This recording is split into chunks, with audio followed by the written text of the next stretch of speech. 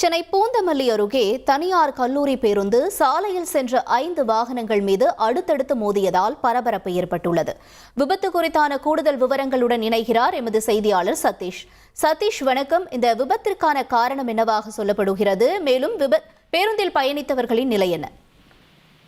குன்றத்தூர் அடுத்த சோமங்கலம் பகுதியில் தனியாருக்கு சொந்தமான கல்லூரி செயல்பட்டு வருகிறது. இந்த கல்லூரி பயிலக்கூடிய மாணவர்கள் கல்லூரிக்கு சொந்தமான தனியார் பேருந்தில் இன்று வழக்கம் போல் கல்லூரிக்கு சென்று கொண்டிருந்த நிலையில் பேருந்தை டிரைவர் சதீஷ் ஓட்டிக் கொண்டு சென்று கொண்டிருந்தார். பூந்தமல்லி அடுத்த குமணஞ்சாவடி அருகே சென்று கொண்டிருந்த போது டிரைவரின் கட்டுப்பாட்டை இழந்த தனியார் கல்லூரி பேருந்து சாலையின் முன்பகுதியில் சென்று கொண்டிருந்த வேன், கார், இருசக்கர உள்ளிட்ட அடுத்தடுத்த 5 வாகனங்கள் மீது மோதியதில் தனியார் பேருந்தும் வாகனங்களும் சேதமடைந்தது. இதில் அந்த சாலையில் திரும்புவதற்காக தந்தையுடன் நின்று மோட்டார் சைக்கிள் அமர்ந்து கொண்டிருந்த ரோஹித் குமார் என்ற 15 வயது சிறுவனுக்கு தலையில் பலத்த காயம் ஏற்பட்டு தனியார் மருத்துவமனையில் சிகிச்சைக்காக அனுமதிக்கப்பட்டு வருகிறார்.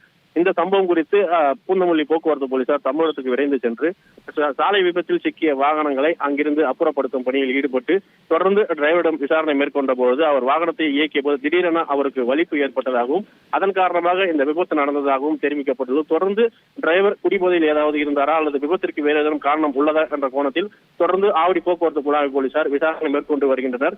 தனியார் கல்லூரி மாணவர்களை ஏற்றிச் சென்ற தனியார் பேருந்து திடீரென சாலையில் சென்று கொண்டிருந்த வாகனங்கள் மீது அடுத்தடுத்து மோதிய விபத்தால் இந்த பகுதியில் சிறிது நேரம் பரபரப்புடன் கூடிய போக்குவரத்து நெரிசலும் ஏற்பட்ட நிலையில் பேருந்தில் பயணம் செய்த கல்லூரி மாணவர்கள் மற்றும் முன்னால் மோதிய வாகனங்களில் சென்ற சிலருக்கு காயம் ஏற்பட்டது. அவர்கள் அருகில் உள்ள தனியார் மருத்துவமனையில் சிகிச்சை பெற்று தற்போது வீடு திரும்ப உள்ளனர்.